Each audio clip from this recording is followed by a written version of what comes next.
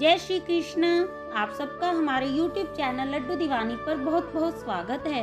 आज हम सुनेंगे भक्त श्री गीताचार्य जी की सुंदर कथा। कैसे भगवान श्री राम जी ने श्री गीता जी की कन्या की रक्षा की थी। श्री गीता जी महाराज का जन्म जंगल में शिकार करने वाली जाति में हुआ था, परंतु पूर्व जन्म के संस्कारों से उनकी चित्तवृत्ति भगवान में लगी रहती थी। वे सर्वदा भगवान श्री राम की कीर्ति का गान किया करते थे। उनकी संत सेवा में भी बड़ी प्रीति थी। यहाँ तक कि जब धन नहीं होता तब वे संत सेवा के लिए अधर्मी और नास्तिक लोगों को जंगल में लूट भी लिया करते थे और उससे संत सेवा करते थे। एक बार की बात है, उनके यहाँ एक संत मंडली आ गई, परंतु उनके पास धन की कोई व्यवस्था नहीं थी, तो लूटने को कोई नास्तिक भक्ति विमुख भी मिला नहीं। उन्होंने अपनी एक युवती कन्या को ही राजा के यहाँ गिरवी रख दिया और उस प्राप्त धन से संत सेवा की। उसको आशा थी कि बाद में धन प्राप्त होने पर मैं अपनी कन्या को छुड़ा लूंगा। उधर जब राजा की दृष्टि कन्या पर पड़ी तब उसके मन में बुरा भाव आ गया।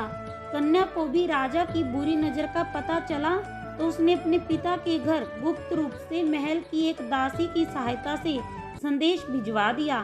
बेचारे पिताजी क्या करते, राज सत्ता से टकराने से समस्या का हल नहीं होना था, अतः उन्होंने प्रभु श्री रामचंद्र जी की शरण ली। उधर कन्या ने भी अपनी लज्जा रक्षा के लिए प्रभु से प्रार्थना की। भक्त की लज्जा भगवान की लज्जा होती है।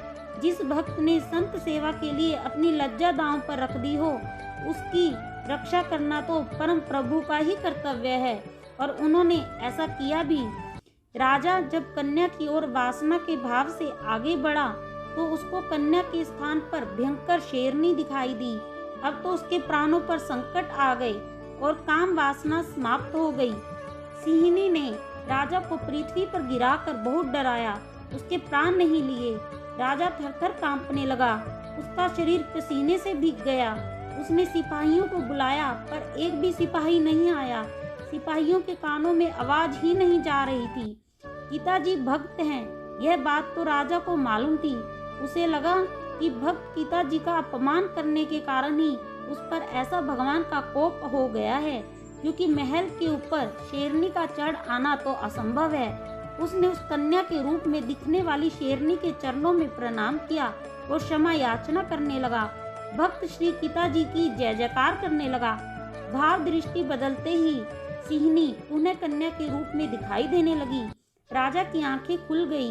उन्होंने गीता जी के पास जाकर क्षमा प्रार्थना की। गीता जी संत हृदय थे, उन्होंने राजा को क्षमा कर दिया। एक दूसरा प्रसंग ये भी आता है, श्री गीता जी भगवत कृपा प्राप्त भक्त तो थे ही।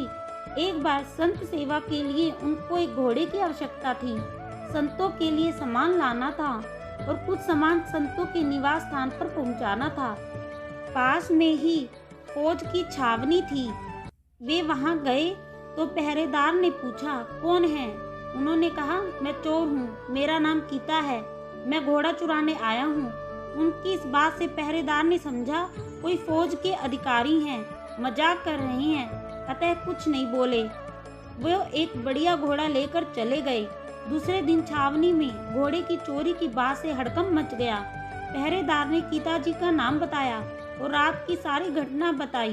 तुरंत ही गीता जी के यहाँ फौजदार साहब सिपाही लेकर पहुँचे तो एक वैसा ही घोड़ा उनके यहाँ बंधा मिला, परंतु आश्चर्य की बात यह थी कि उस घोड़े का रंग सफेद था, जबकि छावनी से चोरी हुए घोड़े का रंग लाल था।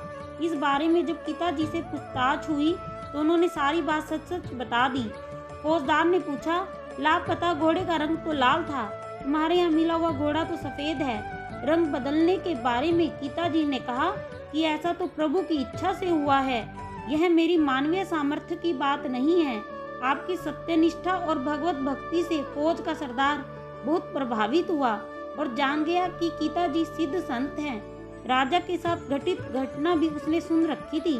संत सेवा के निमित्त बहुत सा द्रव्य भेंट किया, साथ ही अपने बहुत से सैनिकों के साथ उनका शिष्य बन गया। जय श्री राम।